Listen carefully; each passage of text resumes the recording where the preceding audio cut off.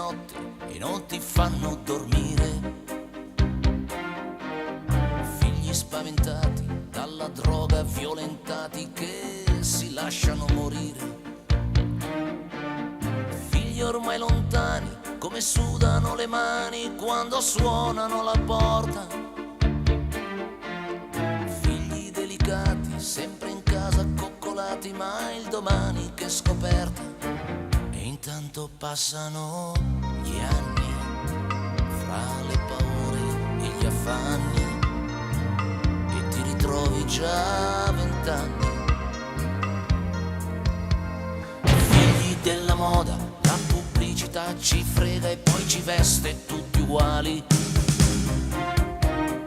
Figli della televisione, che violenza senza miti e ideali.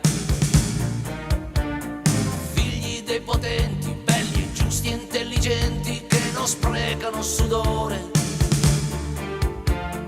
Figli della povera gente, con la speranza di un futuro migliore. E intanto volano gli anni, fra i sogni e gli affanni, e ti risvegli già a 30 anni. E un figlio nascerà, nascerà, di colpo la tua vita cambierà. L'aiuterai nel suo confuso cammino, ma non potrai cambiare il suo destino. Crescerà, crescerà, e poi da grande si innamorerà. Camminerà da solo la sua storia e chiede a Dio soltanto un po' di gloria.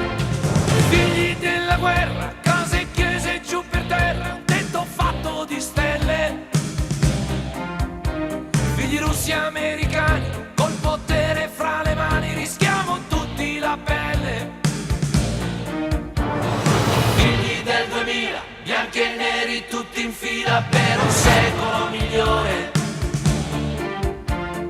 Figli della pace, dai cantate a piena voce una canzone con il cuore. E intanto volano gli anni, fra le promesse e gli inganni, e ti risvegli già a 30 anni. E un figlio nascerà, nascerà, di colpo la tua vita cambierà. L'aiuterai nel suo confuso cammino, ma non potrai cambiare il suo destino. Crescerà, crescerà, e poi da grande si innamorerà. Camminerà